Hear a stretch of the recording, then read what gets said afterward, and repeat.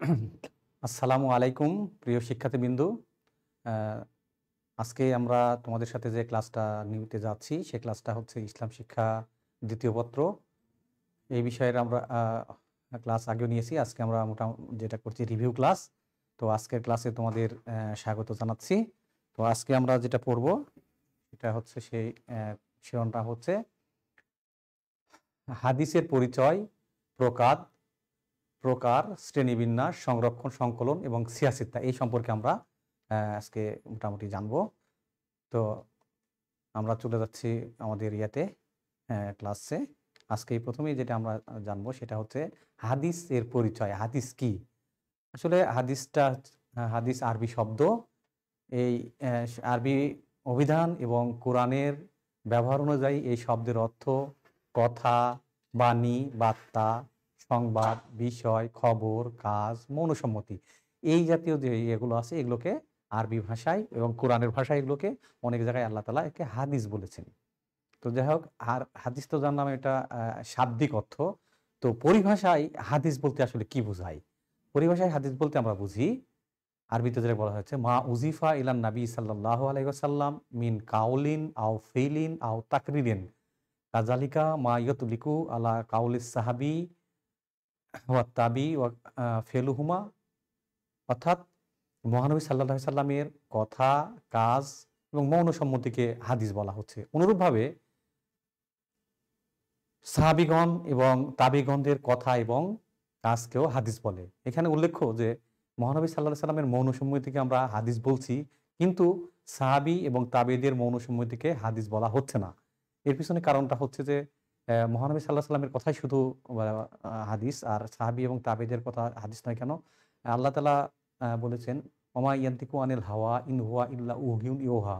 মহানবী সাল্লাল্লাহু আলাইহি সাল্লাম কোনো কথাই বলেন না যেটা আল্লাহ নির্দেশ ছাড়া। যে কথাই বলেন তিনি আল্লাহর নির্দেশে বলেন। এছাড়া মহানবী সাল্লাল্লাহু আলাইহি সাল্লামের সামনে যখন কোনো কাজ হয় বা কোনো কর্ম হয়, তখন মহানবী সাল্লাল্লাহু আলাইহি সাল্লাম যদি ঠিক হয় তাহলে চুপ থাকেন।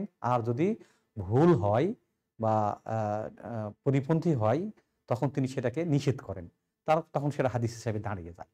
তো সাহাবী এবং তাবেঈদের সাথে আল্লাহ তাআলার এই ধরনের সম্পর্ক ছিল না, যেটা মহানবী সাল্লাল্লাহু আলাইহি সাল্লামের সাথে ছিল। মহানবী সাল্লাল্লাহু আলাইহি সাল্লামের যখনই যে প্রয়োজন হতো আল্লাহ তাআলা তাকে বলে দিতেন। সেটা হয় জিবরাইল আলাইহিস সালামের মধ্যে ওহীর মাধ্যমে, অথবা আল্লাহ তাআলা তাকে ইলহাম দিতেন, অথবা স্বপ্নযোগে, অথবা যেকোনোভাবে তার মনে উদিত হয়ে যেত। এইভাবে কি হতো? মহানবী সাল্লাল্লাহু আলাইহি সাল্লাম সিদ্ধান্ত। এইজন্য মহানবী সাল্লাল্লাহু আলাইহি সাল্লামের মৌন সম্মতিকেও আমরা হাদিস বলছি, কিন্তু সাহাবী এবং তাবেঈগণের মৌন সম্মতিকে হাদিস বলা হচ্ছে না। এইজন্যই যে তারাও আমাদের মতো মানুষ। আর মহানবী সাল্লাল্লাহু আলাইহি সাল্লাম আমাদের মতো মানুষ যদিও, কিন্তু তার প্রতি কি হয়? ওহী নাজিল হতো এবং আল্লাহ তাআলা তার মানে যে প্রত্যেকটা কাজ নজর রাখতেন। আল্লাহ তাআলার নির্দেশেই তিনি সব কাজ করতেন। এইজন্য তার মৌন সম্মতিকে হাদিস বলি আমরা। কিন্তু সাহাবী এবং তাবেঈগণের মৌন সম্মতিকে আমরা হাদিস বলি না। শুধু সাহাবী এবং তাবেঈগণের কথা এবং কাজকে আমরা হাদিস বলতে পারি। যাই হোক, আমরা হাদিসের পরিচয় জেনে গেলাম। এরপরে আমরা অন্য যাচ্ছি যে হাদিসের দুটি অংশ থাকে, তোমরা দেখেছো এর আগে। একটাকে বলা হয় সনদ। সনদটা কি? সনদ হচ্ছে হাদিসের বর্ণনাকারীদের যে ধারাবাহিকতা। অর্থাৎ মহানবী সাল্লাল্লাহু আলাইহি সাল্লাম যখন কথাগুলো বলেছেন বা সাহাবীরা বলেছেন বা তাবিরা বলেছেন বা কাজ করেছেন, এইগুলো সাথে সাথে কিন্তু আমরা পাইনি। এগুলো পুস্তিকা আকারে বা সংগ্রহ আকারে অনেক পরে আমরা পেয়েছি। তো এর মাঝে একাধিক রাবি আছে। এই যে রাবি মানে হচ্ছে বর্ণনাকারী। এই বর্ণনাকারীদের যে ধারাবাহিকতা, যেটা এই বর্ণনাকারীদের ধারাবাহিকতাকে মোটামুটি কি বলা হয়? সনদ বলা হয়। এখানে এইভাবে আমরা বলতে পারি, হাদিসের মূল কথাটুকু যে সূত্র পরম্পরায় গ্রন্থ সংকলনকারী পর্যন্ত পৌঁছেছে তাকে আমরা সনদ বলি। সনদটা হচ্ছে হাদিসের যে মূল কথা তার আগে শেষ হয়ে যায়। অর্থাৎ মানে মূল কথা যেটা বলা হয়েছে, এই বলার যে এক কথাটা একজনের কাছে আসেনি, অনেকজনের কাছে। কারণ মহানবী সাল্লাল্লাহু আলাইহি সাল্লামের মৃত্যুর পর মোটামুটি ২৫০ বছর পরে আমরা বর্তমানে যে হাদিস গ্রন্থগুলো পাচ্ছি, এগুলো সংকলিত হয়। তার মানে এর সময়ে ২৫০ বছর মানে কয়েকটা জেনারেশন চলে গেছে, মোটামুটি ৫-৬টা জেনারেশন। তো এই মহানবী যিনি সর্বশেষ রাবি, যিনি আর কি হাদিস গ্রন্থে যিনি সংকলন করছেন, তিনি তো মহানবীর কাছে শুনেননি। তিনি শুনেছেন তার আগের প্রজন্মের কাছে, তিনি আবার তার আগের প্রজন্মের কাছে, তিনি তার আগের প্রজন্মের, এইভাবে দেখা যাচ্ছে ৪-৫টা প্রজন্মের মধ্যে চলে গেছে। তো এই যে বর্ণনাকারী বা রাবীদের যে ধারাবাহিকতা, এটাকে আমরা সনদ বলছি। আর হাদিসের আরেকটা অংশ থাকে যেটাকে বলা হয় মতন। আহ, হ্যাঁ, মতনটা আমরা মতন বলা হয় হাদিসের মূল বক্তব্যটাকে, যে মহানবী সাল্লাহ সাল্লাম এর কথা, কাজ বা সম্মতি বা তাবি বা সাহাবীদের কথা এবং কাজ যে যে ইয়াগুলো আছে, মূল যে বক্তব্য, এটাকে বলা হয় মতন। তো মতন আমরা মানে ইয়ে করছি, এর আগে পড়ে আসছি। বিশেষ করে তোমরা যারা এসএসসিতে পড়েছো, তারা তোমরা কখনোই হাদিসের সনদ পুরোপুরি দেখোনি। তোমরা জাস্ট একটি মাত্র রাবির নাম জানতা, যেমন আবু হুরায়রা অথবা ইবনে আব্বাস অথবা আব্দুল্লাহ ইবনে আমর, এরকম। কিন্তু শেষ রাবি যেটা, সেটা কিন্তু প্রথম দিকের যে রাবি, এগুলো কিন্তু স্কুলের লেভেলের বই ছিল না। যেমন এই হাদিসটাই তোমাদের স্কুলে ছিল, ইন্নামাল আমালু বিন্নিয়াত, এইটুকু শুধু ছিল। কিন্তু এখানে এই হাদিসটা আমি তোমাদের উঠায় নিয়ে আসছি উদাহরণের থেকে বোঝানোর জন্য, এই সনদার মতন বোঝানোর জন্য। প্রথম অংশে আমরা যখন দেখি, দেখো সনদের নিচে আমি কিন্তু যে সনদের যে মূল ইবারতটা, সেটা আমি এখানে নিয়ে আসছি তোমাদের জানার্থে। কারণ এর আগে তোমরা হয়তো কখনোই, দু একজন হয়তো ব্যক্তিগতভাবে দেখতেও পারে, কিন্তু বেশিরভাগই দেখার কথা না। সেজন্য তোমাদের এই জিনিসটা দেখানোর জন্য আমি নিয়ে আসছি হাদিস বই কেমন করে থাকে। হাদিস বই প্রথমে যে সনদের নিচে যে আরবি ইবারতগুলো নিয়ে আসছি এবং মতনের নিচে যে আরবি ইবারতগুলো নিয়ে আসছি, এই দুটো মূলত এক জায়গায় একইভাবে এইভাবে মূলত হাদিস থাকে। কিন্তু তোমাদের বোঝার সুবিধার্থে কোনটুকু সনদ কোনটুকু মতন, এইটুকু বোঝানোর সাথেই কি করছি, আমি আলাদা আলাদা করে দিয়েছি যাতে তোমাদেরকে বোঝানো সহজ হয়। তো যাই হোক, হাদিস বইয়ে যেভাবে থাকে, এটা বুখারী শরীফের একটা হাদিস, এটা নেওয়া আছে, যেভাবে বর্ণনা আছে। হাদ্দাসানা ইয়েহিয়া আব্দুল্লাহ ইবনে জুবাইর কালা হাদ্দাসানা সুফিয়ান কালা হাদ্দাসানা ইয়াহিয়া ইবনে সাইদ আল আনসারি কালা আখবারানি মোহাম্মদ ইবনে ইব্রাহিম আল লাইসি আন্নাহু সামিয়া আল কামা ইবনে ওয়াক্কাস আল লাইসি। এইটা হচ্ছে এটাকে বলা হচ্ছে সনদ। অর্থাৎ এই প্রথমে বলা হচ্ছে হুমায়দি। হুমায়দি হচ্ছে কি, এই ইমাম বুখারী রহমাতুল্লাহের শিক্ষক। ইমাম বুখারী রহমাতুল্লাহ তার বইয়ে যখন লিখছেন, তখন তিনি লিখছেন, আমি আমার শিক্ষক কার কাছে, হুমায়দির কাছ থেকে কি করছি, এই কথাগুলো শুনেছি। হুমায়দি কার কাছ থেকে শুনেছেন? সুফিয়ানের কাছ থেকে। সুফিয়ান কার কাছে আবার শুনেছেন? ইয়াহিয়া ইবনে সাইদ আল আনসারির কাছ থেকে ছিলেন। এই ইয়াহিয়া ইবনে সাইদ আল আনসারি এই কথাটা শুনেছেন মোহাম্মদ ইবনে ইব্রাহিম আল লাইসির কাছ থেকে। আর তিনি শুনেছেন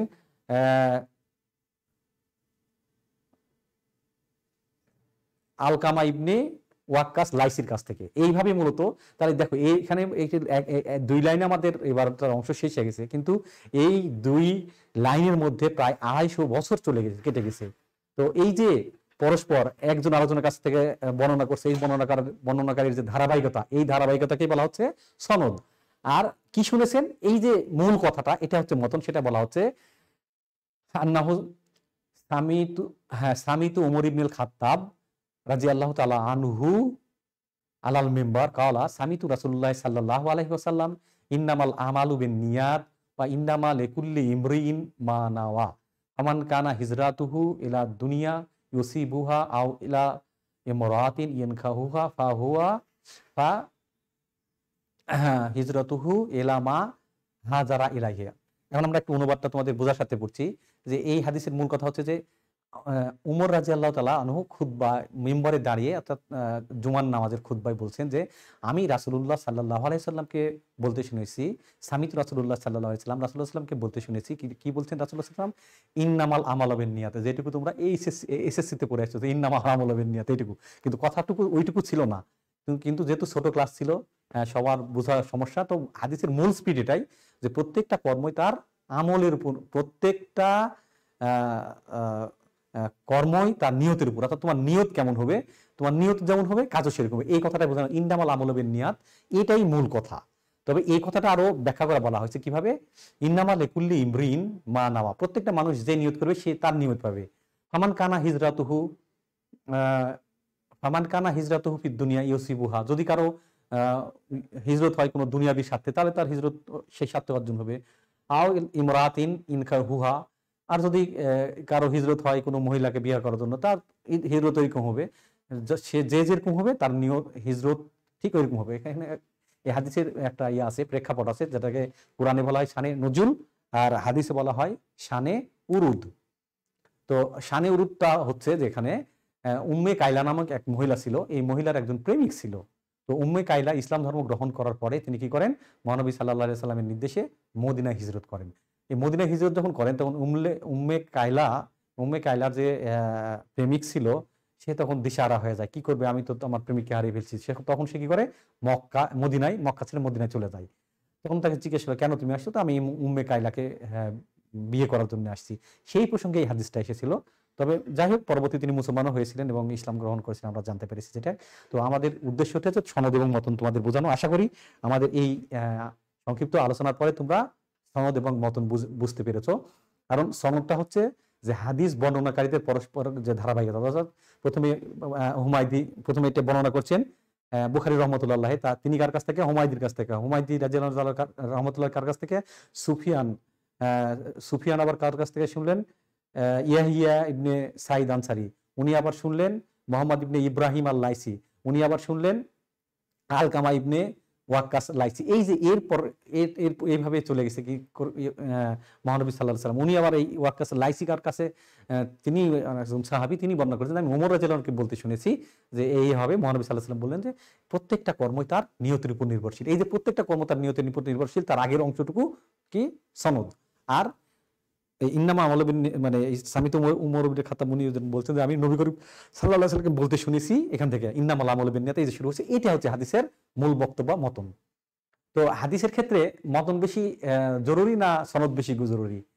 আমার মনে হয় শিক্ষার্থী যারা, তারা তোমরা বলবা মতন বেশি গুরুত্বপূর্ণ, কারণ মতনের তো আসল কথা থাকে, বর্ণনাকারীর আর কি ব্যাপার আছে। কিন্তু আমরা যদি সূক্ষ্মভাবে চিন্তা করি এবং দৃষ্টি রাখি, তাহলে অবশ্যই সনদ বেশি গুরুত্বপূর্ণ। কারণ এই যে ২৫০ বছর বা এত বছর পরে যখন হাদিসগুলো পুস্তিকা আকারে আসছে ভবিষ্যৎ প্রজন্মের জন্য, তখন এর মধ্যে যদি বর্ণনাকারী যদি হয়, মানে ত্রুটিযুক্ত হয়, বা তাদের কোনো মানে কোনো খারাপ উদ্দেশ্য যদি প্রতিফলন করতে চায়, তাহলে তো সে মতন চেঞ্জ করে দিতে পারে। এই জন্যই সনদ বেশি গুরুত্বপূর্ণ। আর সনদ যখন শুদ্ধ, তখন হাদিসকে শুদ্ধ বলা আছে। এরপর আমরা জানবো হাদিস সহিহ জয়ীফ এরকমগুলো আসবো, তখন এই বিষয় নিয়ে আজকেই অবশ্য কথা বলা যাবে। তো আমরা পরের স্লাইডটায় যাই, আমরা পরে করে আসি। সনদ মতন যখন আমরা বুঝলাম, এরপরে আমরা আসবো হাদিসের প্রকারভেদ। হাদিস প্রথমত দুই প্রকার। হাদিসের অনেকগুলো প্রকার আছে, যেগুলো আমরা শ্রেণী হিসাবে নিয়ে এসেছি। এরপরে তোমরা আস্তে আস্তে আমরা জানতে পারবো। তো প্রথমে যেটা জানতে চাচ্ছি যে হাদিস প্রথমত দুই প্রকার, একটা হচ্ছে হাদিসে কুদসি আর একটা হচ্ছে হাদিসে নববী। হাদিসে কুদসি আবার কি? হাদিসে কুদসি এমন একটি হাদিস যে হাদিসের কথাগুলো কার? মহান আল্লাহ তাআলার, আর বলছেন মহানবী সাল্লাল্লাহু আলাইহি সাল্লাম। তো এখন মনে হতে তাহলে তো কোরআন, কিন্তু আসলে এখানে কোরআন এবং হাদিসে কুদসির মধ্যে পার্থক্য আছে, যেটা আমরা এখনই আলোচনায় আসবো ইনশাল্লাহ। আর একটা হচ্ছে হাদিসে নববী। হাদিসে নববী মানে কথাবার্তা সবই নবীর কথা এবং তার যে সারমর্ম সবই নবীর, কিন্তু হাদিসে কুদসিটার কথাটা মানে মূল বক্তব্যটা আল্লাহর, আর এটা আমরা প্রকাশ পেয়েছে মহানবী সাল্লাল্লাহু আলাইহি সাল্লামের মুখ থেকে। এই তো হাদিসে কুদসির আমরা একটা উদাহরণ সহ জেনে নিব। সেটা হচ্ছে যে আমরা এটা সংজ্ঞাই আবার একবার বলি, যেটা যে হাদিসের মূল বক্তব্য সরাসরি আল্লাহ পাকের পক্ষ থেকে এসেছে, সেই হাদিসকেই হাদিসে কুদসি বলে। আল্লাহ তাআলা তার নবীকে ইলহাম বা স্বপ্নযোগে এই মূল বক্তব্যগুলো জানিয়ে দিয়েছেন। এরকম একটা উদাহরণ আমরা দিই। কিসের এটা আমরা জানছি? হাদিসে কুদসি একটা আমরা এখানে নিয়ে এসেছি। সেটা হচ্ছে যে মহানবী সাল্লাল্লাহু আলাইহি সাল্লাম বলেন, আল্লাহ তাআলা ঘোষণা করেন, রোজা আমার জন্য এবং আমি এর প্রতিদান দিব। তো এই যে এই হাদিসটা, এই যে হাদিসে কুদসি, তোমরা জানলা এরকম হাদিসে কুদসি অনেক আছে। আর হাদিসে নববী এই বাদে যেগুলো হাদিস, যেটা প্রথমেই আমরা বর্ণনা করলাম যে তোমাদের এই সনদ মতন বোঝানোর সময়, এই ধরনের যে হাদিসগুলো, এই হাদিসগুলোকে হাদিসে নববী বলা হচ্ছে। এখন কথা হচ্ছে যে কোরআন এবং হাদিসে কুদসির মধ্যে পার্থক্য কি? কারণ আমরা বললাম যে কোরআন আমরা জানি আল্লাহর বাণী, এবং হাদিসে কুদসিকেও আমরা আল্লাহর বাণী বলছি। তাহলে এই দুটার মধ্যে আসলে পার্থক্যটা কি, তাই না? দুটার মধ্যে পার্থক্য হচ্ছে যে আল কোরআন এবং হাদিসে কুদসি দুটাই আল্লাহর বাণী হলেও, আল কোরআন সরাসরি আল্লাহ তাআলা হযরত জিবরাইল আলাইহিস সালামের মাধ্যমে পাঠান, আর এটা সর্বপ্রথম লাউহে মাহফুজে একবারে পুস্তিকা আকারে কি ছিল আল্লাহ তাআলা সংরক্ষণ করেছিলেন। পরবর্তীতে দীর্ঘ 23 বছর, যেটা আমরা গত ক্লাসগুলোতে বলেছি, মহানবী সাল্লাল্লাহু আলাইহি সাল্লামের উপর মানুষ জাতির প্রয়োজন অনুসারে দীর্ঘ 23 বছর যাবত মানুষের প্রয়োজন যতটুকু এইভাবে আস্তে আস্তে নাজিল করা হয়েছে। আর হাদিসে কুদসিটা যেটা, সেটা এটা আল্লাহর বাণী, তবে সেটা জিবরাইল আলাইহিস সালামের পক্ষ থেকে আসেনি। জিবরাইল আলাইহিস সালাম এটা নিয়ে আসেনি। এটা আল্লাহ তাআলা কি করছেন, ইলহাম বা স্বপ্ন থেকে মহানবী সাল্লাল্লাহু আলাইহি ওয়াসাল্লামকে জানিয়ে দিয়েছেন, অথবা তার মনে একাকী উদয় হচ্ছে, এই জাতীয় যেগুলো, সেগুলোকে বলা হচ্ছে হাদিসে কুদসি। আর হাদিসে কুদসি যদিও আল্লাহর বাণী, কিন্তু এটা নামাজে পড়া যায় না। আর আর কোরআন তো নামাজে পড়া যায়। হাদিসে কুদসিকে বলা হয় গায়রে মাতলু, আর হাদিসকে বলা হয় মাতলু। অর্থাৎ কোরআন আমরা কিন্তু নামাজে, আমি যতই হাদিস জানি, দেখা যাচ্ছে যে আমার যেমন ইমাম বুখারী রহমাতুল্লাহ 10 লক্ষর মতো হাদিস মুখস্থ ছিল। তো এখন উনি যতই হাদিস জানুক, উনি কিন্তু নামাজে দাঁড়িয়ে সূরা ফাতিহার পরিবর্তে ইন্নামাল আমালু বিন্নিয়াত এভাবে পড়ে যেতে পারবেন না। মুখস্থ হাদিস হলে পড়া যাবে না। কিন্তু এখানে আমার নামাজে দাঁড়ালে অবশ্যই কি করতে হবে, ওহিয়ে মাতলু, যেটা তেলাওয়াতযোগ্য, অর্থাৎ কোরআন থেকে পড়তে হবে। সূরা ফাতিহা একসাথে 8টা সূরা এবং আমরা মিলা দিয়ে পড়লাম। কিন্তু আমার যতই কোরআনের আয়াত হয়, যদিও 6236টি, কিন্তু হাদিস তো আছে অনেক, লক্ষ লক্ষ হাদিস আছে। আমার লক্ষ লক্ষ হাদিস মুখস্থ থাকতে পারে, কিন্তু কখনোই সেটা আমি কি করতে পারবো না, নামাজে তেলাওয়াত করতে পারবো না। এগুলো হচ্ছে মূলত, আরো আছে কিন্তু বেসিক পার্থক্য, এই যে কোরআন এবং হাদিসে কুদসির মধ্যে এইগুলো হচ্ছে বেসিক পার্থক্য। এছাড়াও অন্য পার্থক্যগুলো আছে। তো পার্থক্যগুলো এটাই আসল। এরপরে আমরা আসি হাদিসের শ্রেণী বিভাগ। আসলে হাদিসের আরো প্রকারভেদ, যেমন বলা হয় যে হাদিস কত প্রকার, যদি কাউকে হঠাৎ করে জিজ্ঞেস করা হয়, সে বলতে পারে হাদিস 2 প্রকার, হাদিসে কুদসি, হাদিসে নববী।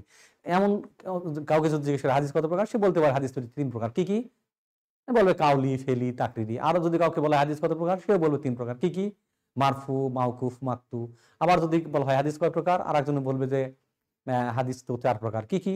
তো বলে দিল যে মুতাওয়াতির, মাশহুর, আজিজ, গরিব।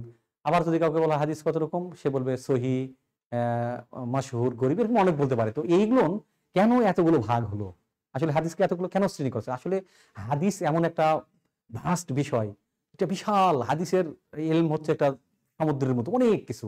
তো এখানে এর বিভাগও বেশি করা হয়েছে। যেমন প্রথমত দুটো, একটা হচ্ছে নবীর বাণী, আর একটা আল্লাহর বাণী, এটার ভাগ করা হলো প্রথম ভাগ।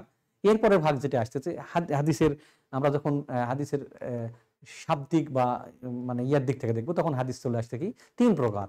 একটা হচ্ছে হাদিসে কাউলি, একটা ফেলি, একটা তাকরিরি। কাউলুন শব্দ অর্থাৎ কথা বলা, যে হাদিসগুলোতে মহানবী সাল্লাল্লাহু আলাইহি ওয়াসাল্লাম অথবা সাহাবী অথবা তাবিদের কথা বর্ণনা করা হয়েছে, এগুলোকে আমরা বলছি হাদিসে কাউলি। যেমন বলা হলো যে আমি মহানবী সাল্লাল্লাহু আলাইহি ওয়াসাল্লামকে বলতে শুনেছি প্রত্যেকটা কর্ম তার আমলের উপর নির্ভরশীল। এই জাতীয় যে হাদিসগুলো, এগুলোকে বলা হচ্ছে হাদিসে কাউলি। যেমন এই একটা উদাহরণ আমরা এখানে নিয়ে আসছি। রাসূলুল্লাহ সাল্লাল্লাহু আলাইহি ওয়াসাল্লাম বলেছেন, ফাসিদ ব্যক্তির প্রশংসা এবং স্তুতি করা হলে আল্লাহর আরশ কেঁপে ওঠে। তো আমরা এখান থেকে একটা সাবধান হব যে আমরা অনেক সময় জাগতিক স্বার্থ অথবা না জেনেও বা বিভিন্ন কাউকে খুশি করার জন্য কি করি, একজন খারাপ মানুষকে প্রশংসা করে বলে দিই সে একটা ভালো মানুষ। কিন্তু এখানে এই যে মহানবী সাল্লাল্লাহু আলাইহি ওয়াসাল্লামের এই যে হাদিস, যেটা বাইহাকী শরীফে এসেছে, এখানে কিন্তু বিশাল একটা সতর্কতা বাণী এখানে আল্লাহ তাআলা এখানে দিয়ে দিয়েছে। সেটা বলছেন যে কি, নবী করিম সাল্লাল্লাহু আলাইহি ওয়াসাল্লাম বলেছেন, সেটা কি, যে ফাসিক ব্যক্তির প্রশংসা এবং স্তুতি করা, অর্থাৎ যারা নেককার মানে মানে খারাপ মানুষ, পাপী, জুলুমকারী, এইসব মানুষকে যদি প্রশংসা করা হয়, তখন কি হয়, আল্লাহর আরশ কেঁপে ওঠে। যাই হোক, এখান থেকে আমরা শিক্ষা হলো যে আমরা অবশ্যই ভালো মানুষকে ভালো বলবো এবং খারাপ মানুষ সম্পর্কে কখনোই ভালো কথা বলবো না। এরপরে যেটা ফেলি বললাম, যে হাদিসগুলোর মূল মানে মতনগুলো আর কি মানে মহানবী, সাহাবী অথবা তাবিদের কর্ম বোঝানো হয়েছে। মানে সেই হাদিসে যে বর্ণনা আসছে, সেটা তার কোনো কাজের বর্ণনা আসে। এই ধরনের হাদিসকে আমরা কি বললাম, ফেলুন, মানে কাজ করা। তো এই জন্য যেহেতু কাজ বোঝাচ্ছে, সেই জন্য একে বলা হয় ফেলি। তো এই ধরনের একটা হাদিসের উদাহরণ আমরা নিয়ে এসেছি এখানে, যে আবু মুসা রাদিয়াল্লাহু তাআলা আনহু বলেছেন, আমি রাসূলুল্লাহ সাল্লাল্লাহু আলাইহি সাল্লামকে মোরগের গোশত খেতে দেখেছি। এই যে এখান থেকে খাওয়ার বর্ণনা আসছে, এই খাওয়ার বর্ণনা আসার কারণে এটা হাদিসটা হয়ে গেছে কি, খাওয়ার বর্ণনা হওয়ার জন্য এই মূলত আমাদের এই হাদিসটা হয়ে গেছে ফেলি। এরপরে আসছে তাকরিরি হাদিস। তাকরিরি বলতে বোঝায় মৌন সম্মতিকে আমরা তাকরিরি বলবো। কেমন সেটা মৌন সম্মতিটা? এখন সংজ্ঞায় আমরা বলে আসছি যে মৌন সম্মতি। তো এখানে যে তাকরিরি হচ্ছে, মহানবী সাল্লাল্লাহু আলাইহি সাল্লাম কোথাও আছেন, বসে আছেন, উপস্থিত আছেন, এই সময় দেখা যাচ্ছে কোনো সাহাবীরা কোনো কাজ করছেন, যে কাজগুলো হয়তো খারাপ না, ভালো, এই জন্য মহানবী সাল্লাল্লাহু আলাইহি সাল্লাম কোনো কথা বলেননি, চুপ থেকেছেন। এখন আমরা জানি যে মৌনতা সম্মতির লক্ষণ। আর মহানবী সাল্লাল্লাহু আলাইহি সাল্লাম যেহেতু চুপ ছিলেন, এই ধরনের এটাকেও হাদিস হিসেবে ধরা হয়। এই ধরনের হাদিসকে হাদিসে তাকরিরি বলা হয়, অর্থাৎ সম্মতি জ্ঞাপক হাদিস। এরকম একটা উদাহরণ হচ্ছে যে মহানবী সাল্লাল্লাহু আলাইহি সাল্লাম কোথাও বসেছিলেন, সাহাবীরা এই কাজ করছে, কোনো প্রকার বাধা দেননি। এই ধরনের হাদিসকে বলা হচ্ছে তাকরিরি হাদিস। যদি বাধা দিতেন তাহলে কি হতো, এটা কোনো কাজ হতো, অথবা নিষেধ করলে যদি মুখে নিষেধ করতেন তাহলে কাউলি হতো, অথবা যদি হাত দ্বারা স্টপ করতেন তাহলে ফেলি হয়ে যেত। আর যেহেতু দুটা করেননি, চুপচাপ ছিলেন, এই জন্য এটাকে তাকরিরি হাদিস আমরা বলছি। এরপরে আমরা চলে আসি হাদিসের যে পরবর্তী যে শ্রেণী বিভাগ, সেখানে আমরা দেখব এখানে মর্যাদার দিক থেকে হাদিস ৩ প্রকার। মর্যাদা, কি ধরনের মর্যাদা? একটা হচ্ছে মারফু, এখানে হাদিস ৩ প্রকার, একটা হচ্ছে মাওকুফ, আর একটা হচ্ছে মাকতু। তো আমরা মারফুটা আগে জানি। মারফু হচ্ছে সেই হাদিস যে হাদিসের সনদ মহানবী সাল্লাল্লাহু আলাইহি সাল্লাম পর্যন্ত পৌঁছাচ্ছে, তাকে সেই ধরনের হাদিসকে আমরা কি বলছি? মারফু হাদিস বলছি। যেমন কেমন সে ধরনের হাদিস? যে বর্ণনাকারী বললেন, এই যে প্রথম হাদিস যেটা আমরা নিয়ে আসছি সনদ মতন বোঝাতে, এখানেও আসছে যে আমি মহানবী সাল্লাল্লাহু আলাইহি ওয়াসাল্লামকে বলতে শুনেছি, তিনি বলেছেন প্রত্যেকটা কর্মই তার আমলের উপর নির্ভরশীল। এই যে মহানবী সাল্লাল্লাহু আলাইহি ওয়াসাল্লামের কথা বর্ণিত হলো, এই ধরনের কথা যখন আসবে সেই হাদিসকে আমরা বলবো কি? মারফু। এর মর্যাদা সবার উপরে, এই জন্য মারফু বলা হচ্ছে। এরপরে আসছে যে মাওকুফ। মাওকুফ মানে মধ্যবর্তী যে অবস্থান। এই হাদিসগুলোতে কিসের আসবে? যে হাদিসগুলোর সনদ সাহাবী পর্যন্ত গিয়েই স্থগিত থাকে, অর্থাৎ থেমে যায়, এই ধরনের হাদিসকে আমরা কি বলি? হাদিসে মাওকুফ। যেমন বলা হলো যে হযরত ওমর রাদিয়াল্লাহু তাআলা আনহু এইভাবে কাজ করতেন। একবার একটা হাদিসে আমরা জানছি যে এক বেদুইন মহানবী সাল্লাল্লাহু আলাইহি ওয়াসাল্লাম হযরত ওমরের কাছে এসে বিচার দিলেন যে মহানবী সাল্লাল্লাহু আলাইহি ওয়াসাল্লাম এরকম আমরা গেছিলাম, এর পক্ষে রায় দিয়েছে। তখন তিনি কি করলেন? তাকে এক কোপ দিয়ে তার গলা কেটে নিলেন। এই যে বর্ণনা আসছে ওমর রাদিয়াল্লাহু তাআলা আনহু। ওমর রাদিয়াল্লাহু তাআলা একজন কি? সাহাবী। এই জন্য এই ধরনের যে হাদিসগুলো আসবে, এই হাদিসগুলোকে বলবো আমরা কি? মাওকুফ। এরপরে তৃতীয় এর মর্যাদা মাঝামাঝি। আর এরপরে যে হাদিসগুলো আসছে তাকে আমরা মাকতু বলছি, যে হাদিসের রাবীদের ধারাবাহিকতা কোনো তাবী পর্যন্ত পৌঁছেছে, অর্থাৎ তাবেঈগণ তাবেঈগণ এর কথা হচ্ছে এই হাদিসে বর্ণিত হয়েছে। এই ধরনের যে হাদিসগুলো আছে, এই হাদিসগুলোকে আমরা কি বলছি? মাকতু। এই ৩ শ্রেণীর হাদিসের মর্যাদা থেকে এটার তৃতীয় অবস্থানে। প্রথম অবস্থান আছে মারফু, দ্বিতীয় অবস্থান আছে মাওকুফ, আর তৃতীয় অবস্থান আছে মাকতু। তাহলে প্রথম অবস্থান এগুলো যেটা মহানবী সাল্লাল্লাহু আলাইহি ওয়াসাল্লাম সংক্রান্ত হাদিস, মহানবী কেন্দ্রিক। যে হাদিসগুলো সাহাবী কেন্দ্রিক সেগুলো মারফু, আর যেগুলো তাবী কেন্দ্রিক এই হাদিসগুলোকে আমরা বলছি মাকতু। এরপরে আমরা হাদিসের আরেকটা ইয়েতে যাব।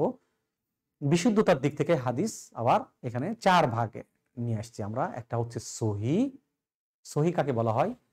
তোমরা এখন দেখবা আমাদের বর্তমান সমাজে ইসলামী যে পণ্ডিতগুলো আছে বা বিভিন্ন যে মাযহাব আছে, ৪টা মাযহাব আছে, আর মাযহাবের যে অনুসারী আছে, এদের মধ্যে মাঝে মাঝেই যে কোনো বিষয় নিয়ে লেগে যায়, যে বিশেষ করে যেমন আমাদের নামাজে হাত তোলা, জোরে আমিন বলা, হ্যাঁ, এই বিষয়গুলো নিয়ে মুনাজাত করব কি করব না, এই বিষয় নিয়ে কিন্তু আমাদের সমাজে অনেক দ্বন্দ্ব ফ্যাসাদ আমরা দেখতে পারি। এই দ্বন্দ্ব ফ্যাসাদগুলোর ক্ষেত্রে এক পক্ষ আর এক পক্ষে বলে যে তোমার হাদিস সহিহ না, তোমার হাদিস জয়ীফ, তোমার হাদিস জাল, এরকম বলে। তো এইগুলো জানার জন্যই অন্তত হাদিস সহিহকে, তারপরে সহিহ জয়ীফ এগুলো জানার দরকার। তো সহিহ হাদিস যেগুলো হাদিসের বর্ণনাকারীর কিছু গুণ থাকবে, 5টা গুণ। কোনো কোনো কিতাবে বলা হয়েছে 4টি। যারা 4টি বলছেন তারা ওই 5টার 5 নম্বরটাকে 4 নম্বর সাথে জুড়িয়ে দিয়েছেন, আর যারা 5টি বলেছেন 4 নম্বরটাকে ভেঙে 5 নম্বর করেছেন। এই তো মূল কথা একটাই। তো হাদিস সহিহ হওয়ার জন্য এর রাবীর কিছু গুণ থাকার দরকার। এই জন্য আমার প্রথমে তোমাদের বলে আসছিলাম যে সনদ বেশি দরকার না মতন বেশি দরকার? আসলে সনদই বেশি দরকার, এখানেই তোমরা বুঝতে পারবা। এটা হচ্ছে সহিহ হাদিস সেই সব হাদিস যার রাবীর 5টা বা 4টা গুণ থাকবে। সেগুলো গুণ কি? একটা হচ্ছে জব্ত, তার মুখস্থ শক্তি প্রচন্ড, সে কখনোই কোনটা ভুল করে না। আদালতের রাবী, সেটা হচ্ছে কি? ন্যায়পরায়ণ, সে কখনো কি করে না? একটা ন্যূনতম কোনো অন্যায় করে না। সে কেমন অন্যায়? সে একটা উদাহরণ এখানে আমরা নিয়ে আসি। একবার হযরত বুখারী রাহমাতুল্লাহ হাদিস সংগ্রহ করতে উনি তো হাদিস সংগ্রহ করার জন্য পৃথিবীর অর্ধেক এই মাথা থেকে মাথা এইভাবে ঘুরে বেড়াতেন।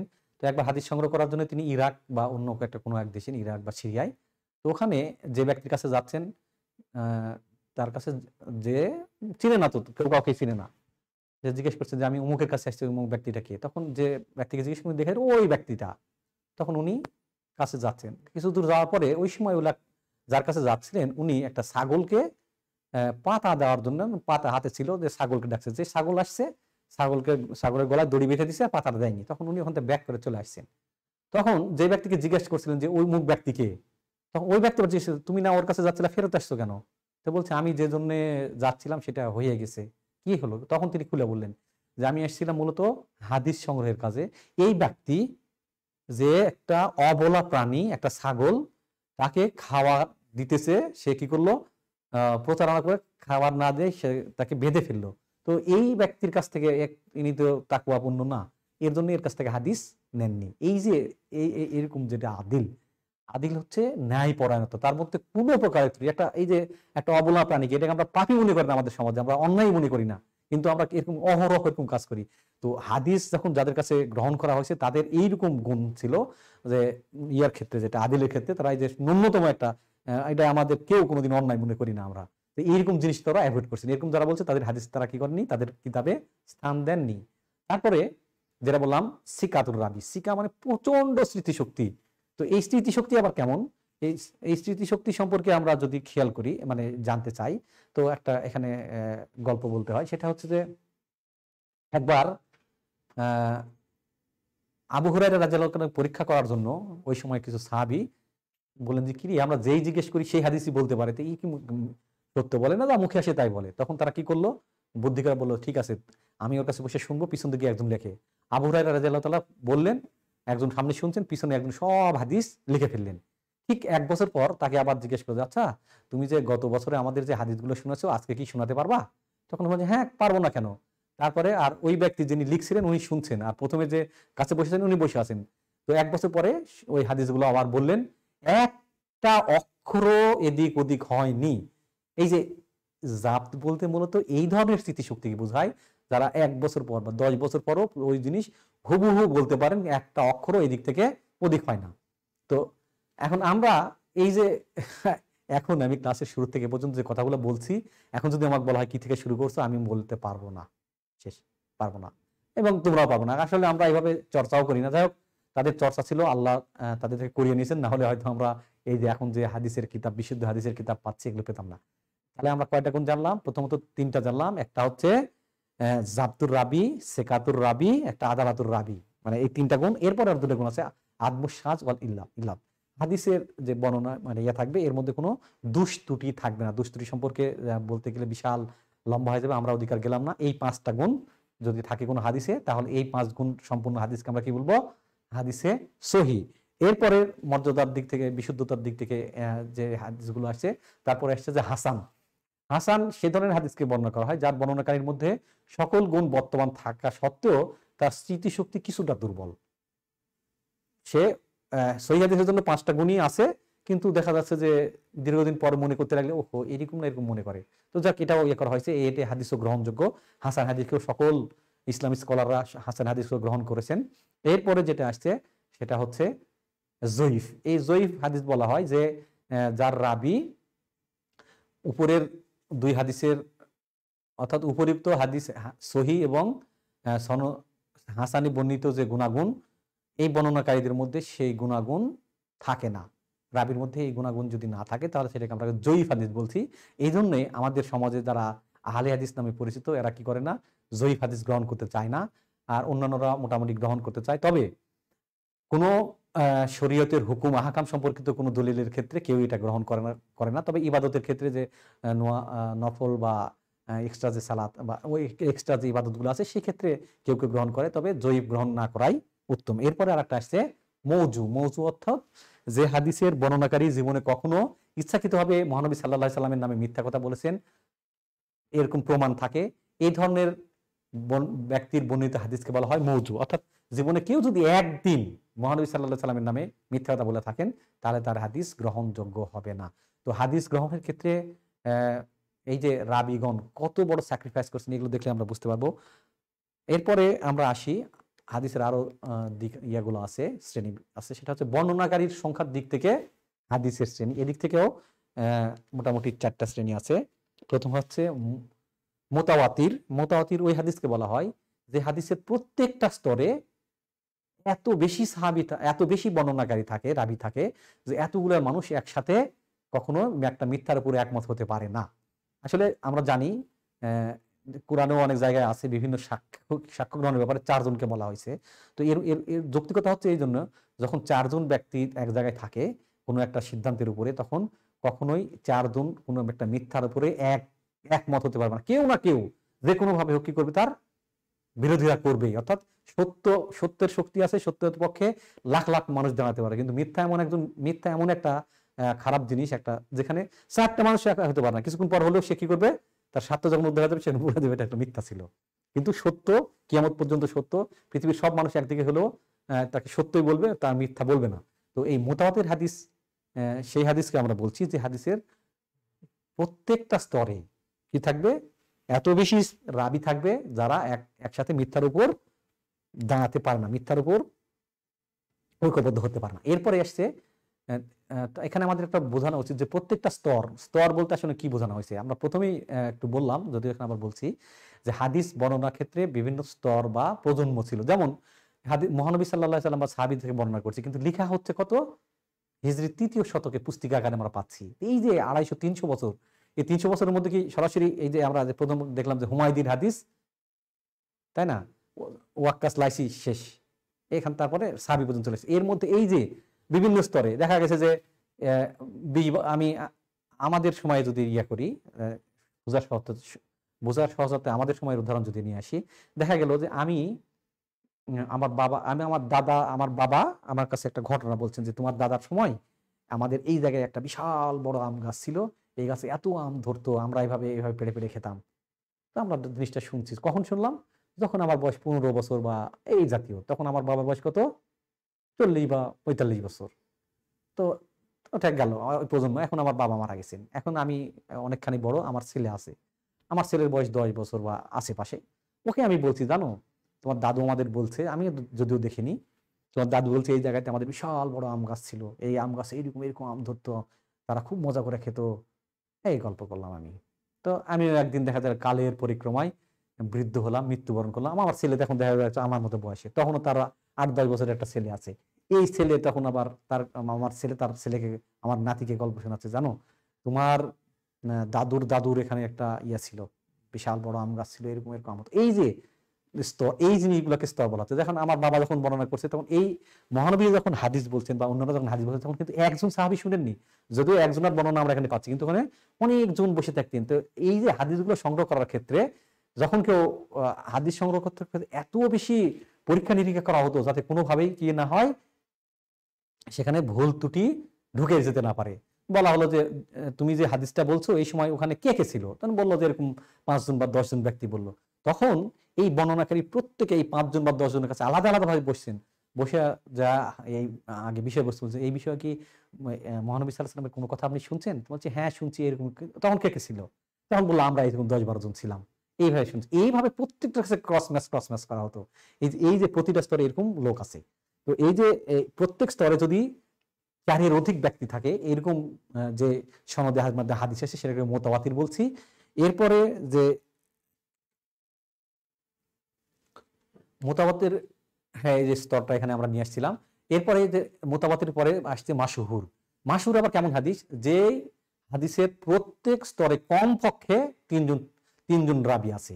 এই যে কথাটা যখন বলছে, সেখানে কমপক্ষে 3 ব্যক্তি শুনছে। আমি এখন আমাকে জিজ্ঞেস করা যে তুমি যখন তোমার বাবার কাছ থেকে শুনছিলা তোমাদের এরকম বড় আম গাছ ছিল, এত এত আম ধরতো, কে কে তখন ছিল, কার কাছে কে কে ছিল জানো যখন তোমার বাবা গল্প বলে? তখন আমি বললাম যে আমি শুনছি, আমার মা শুনছে, আমার ভাই শুনছে। এই যে আমরা 3 জন হয়ে গেলাম বা 4 জন হয়ে গেলাম। এই যে এই স্তরে আমি যখন ছেলেকে গল্প বলবো, তখন ছেলের সময় দেখা গেল যে ছেলে আছে, আমার আমার মেয়ে আছে, আমার স্ত্রী আছে, এই যে 3 জন, তারাও যখন বলে এরকম প্রত্যেকটা স্তরে কমপক্ষে যদি 3 জন করে থাকে বর্ণনাকারী, তাহলে সেই জাতীয় হাদিসকে আমরা বলছি মাশহুর। তো মাশহুরের পরে যেটা আসছে সেটা হচ্ছে আজিজ। আজিজ হচ্ছে একই রকমের, যে প্রত্যেকটা স্তর, নিশ্চয় তোমরা তখন স্তর বুঝে গেছো, প্রত্যেকটা স্তরে কমপক্ষে 2 জন করে যদি বর্ণনাকারী থাকে, তাহলে সেই জাতীয় হাদিসকে আমরা কি বলছি, আজিজ। আর আরেকটা আসছে গরিব। গরিব অর্থাৎ, গরিব বলতে মহানবী সাল্লাল্লাহু আলাইহি ওয়াসাল্লামের কথা গরিব না, আসলে বর্ণনাকারী ওই সময় কোনো এক পর্যায়ে, সব পর্যায়ে হতে হবে তার কোনো মানে, যে কোনো এক স্টেজে এসে কি হয়ে গেছে, বর্ণনাকারী একজনই শুধু। ওই সময় যখন বর্ণনা করছে উনি ছাড়া আর কেউ শুনেননি। এই জাতীয় যে হাদিসগুলো আছে এই হাদিসগুলোকে আমরা বলছি গরীব। এরপরে আমরা আসি হাদিসের আলোচ্য বিষয়। হাদিসের আলোচ্য বিষয় কি কি কি বিষয়ে হাদিস হয়? এখানে বলা হচ্ছে যে মহানবী সাল্লাল্লাহু আলাইহি সাল্লাম বিদায় হজের ভাষণে মানবজাতি কি করে লক্ষ্য করে বললেন যে আমি তোমাদের মাঝে দুটো জিনিস রেখে যাচ্ছি, যা আঁকড়ে থাকলে তোমরা কখনো পথভ্রষ্ট হবে না, আল্লাহর কিতাব এবং তার রাসূলের সুন্নাহ। অর্থাৎ এই যে এই বিষয়ে এই হাদিসটা যদি আমরা লক্ষ্য রাখি তাহলে এই হাদিসের আলোচ্য বিষয় আমরা জেনে যাব কি বিষয়ে হাদিসের আলোচনা হয়। তো এখানে বলা হচ্ছে আমি তোমাদের মধ্যে দুটি জিনিস রেখে যাচ্ছি যা আঁকড়ে ধরলে তোমরা কখনোই পথভ্রষ্ট হবে না।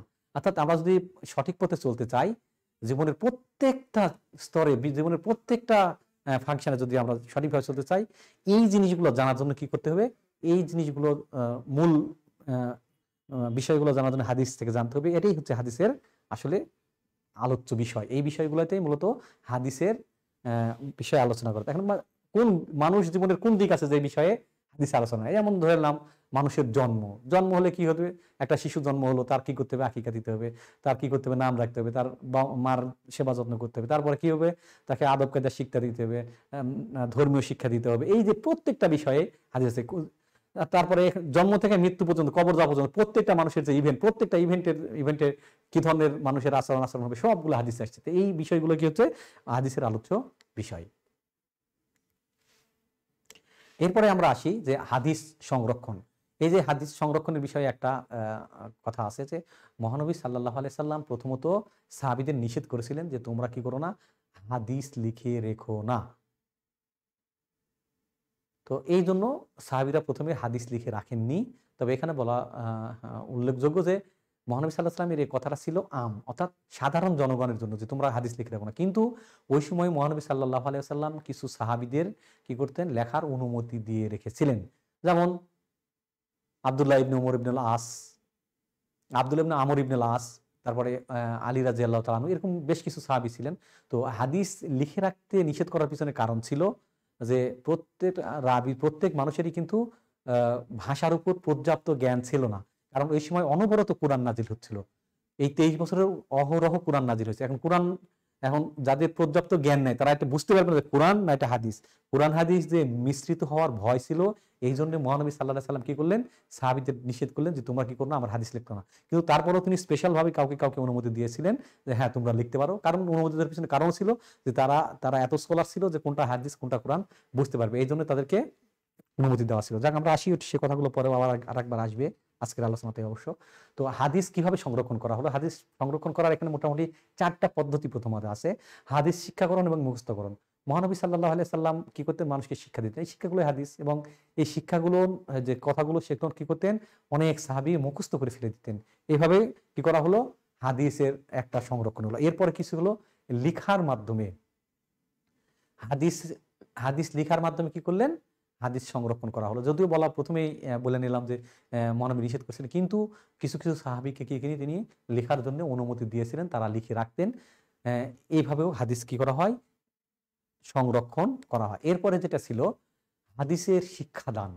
আগে তো শিক্ষাকরণ মানে নিজেরা শিখলো। এখানে যারা ওখানের মধ্যে যারা একটু শিক্ষিত ছিল, পণ্ডিত ছিলেন, যারা পাণ্ডিত্য যাদের ছিল, তারা মানুষ কি করতেন, হাদিসের শিক্ষা দিতেন। আর এখানে বলে রাখা ভালো যে কোরআন সব জিনিস বুঝতে পারতো না, কোরআনের সব কথা সবার বোঝা সম্ভব ছিল না। মহানবী সাল্লাল্লাহু আলাইহি সাল্লাম কি করতেন, এই ব্যাখ্যা দিতেন যে এটা এই জিনিস, এগুলোই তো হাদিস। অর্থাৎ কোরআন বোঝার জন্য কোরআন হচ্ছে হাদিসের ব্যাখ্যা গ্রন্থ, বিশ্লেষণ গ্রন্থ, তাফসির গ্রন্থ। এই কোরআন বোঝার জন্যই মূলত কি করা হয়েছে, হাদিসকে হাদিস বলা হয়েছে। এইটাই তো হাদিস। তো এই হাদিসের এটা কি করতেন সাহাবীরা, একজন আরেকজনকে যারা তুলনামূলক পিছিয়ে তাদেরকে যারা তুলনামূলকভাবে এগিয়ে শিক্ষিত তারা শিক্ষা দিতেন। এরপরে যেটা ছিল হাদিসের আমল বাস্তব জীবনে বাস্তবায়ন করার মাধ্যমে। কিভাবে সেটা, মহানবী সাল্লাল্লাহু আলাইহি সাল্লাম যেমন আমরা বললাম যে হাদিস আমরা জেনেছি, যদি কোনো ব্যক্তি ফজর নামাজের পরে সূর্য ওঠা পর্যন্ত অপেক্ষা করে এবং সূর্য ওঠার কিছুক্ষণ পরে, অর্থাৎ সূর্য যখন মানে লালিকা বর্ণ কেটে যায়, লাল বর্ণ কেটে যায়, হলুদ বর্ণ মানে স্বাভাবিকের মতো হয়, এই সময় অর্থাৎ সূর্য ওঠার মোটামুটি 20 থেকে 25 মিনিটের পরে যদি কেউ 2 ওয়াক্ত বা 4 ওয়াক্ত নামাজ পড়ে তাকে একটা হজ বা একটি একটা কবুল হজ বা একটা কবুল উমরার সওয়াব আল্লাহ তাআলা দান করেন। এটা আমরা কোথায় পেয়েছি? হাদিসে।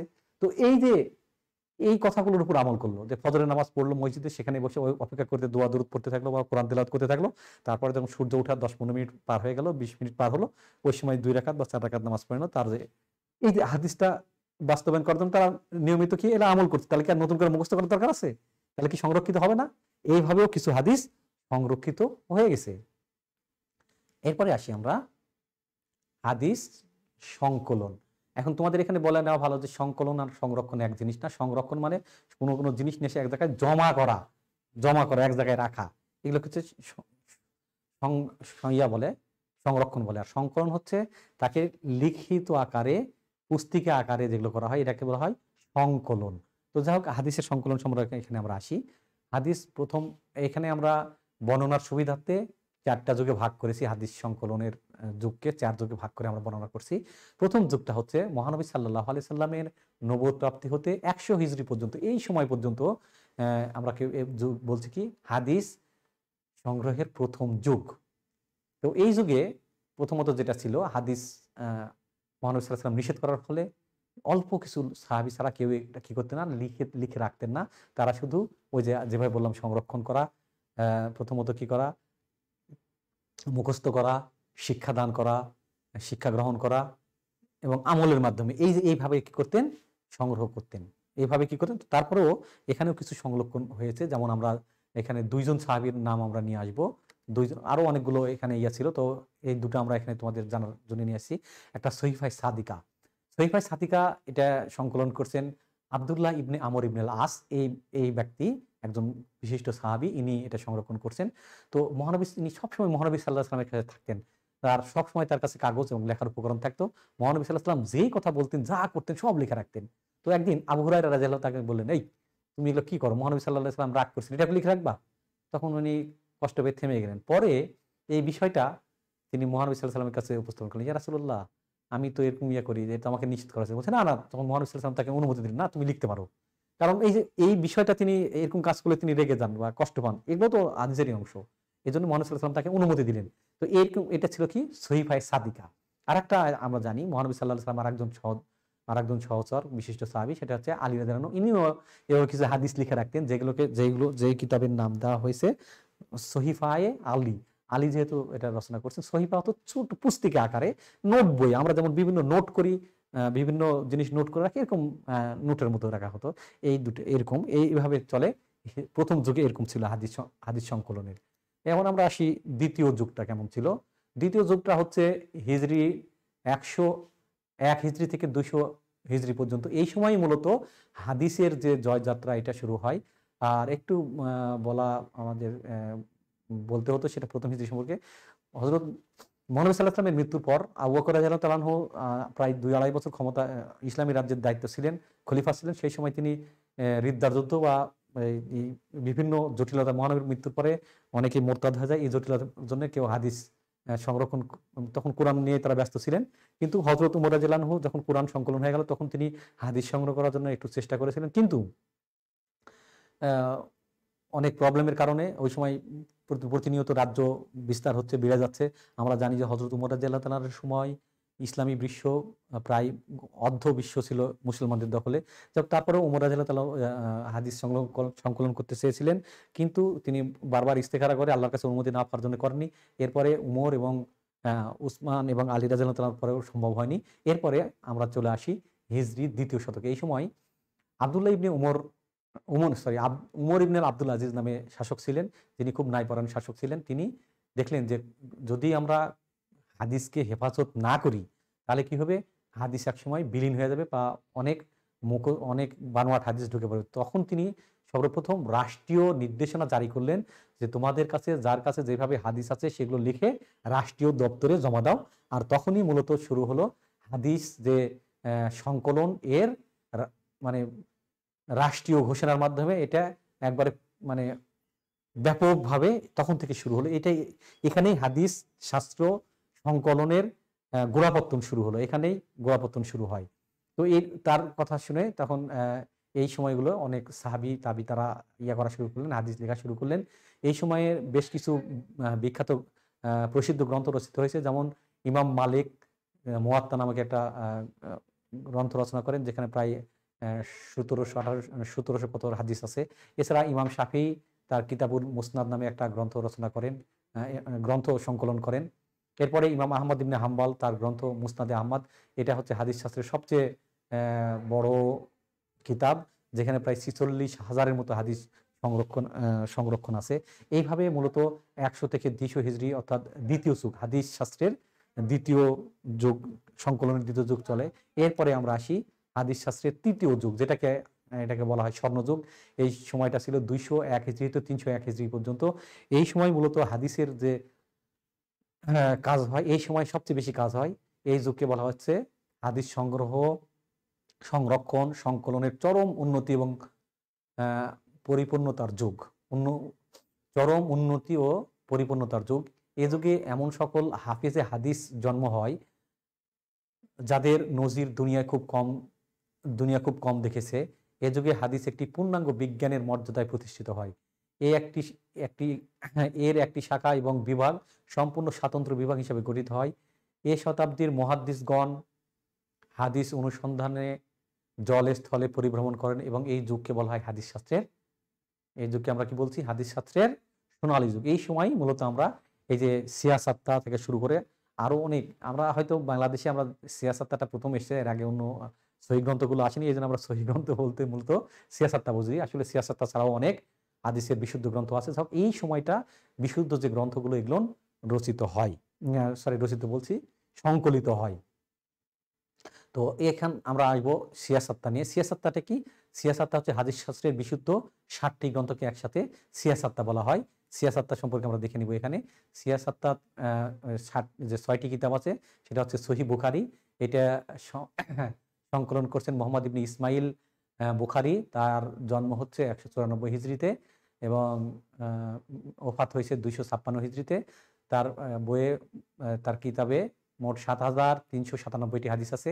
এরপরে সহিহ মুসলিম রচনা, যেটা সংকলন করছেন মুসলিম ইবনে হাজ্জাজ, তার জন্ম 204 হিজরিতে এবং তার বইটিতে আছে মোটামুটি 4,000 হাদিস।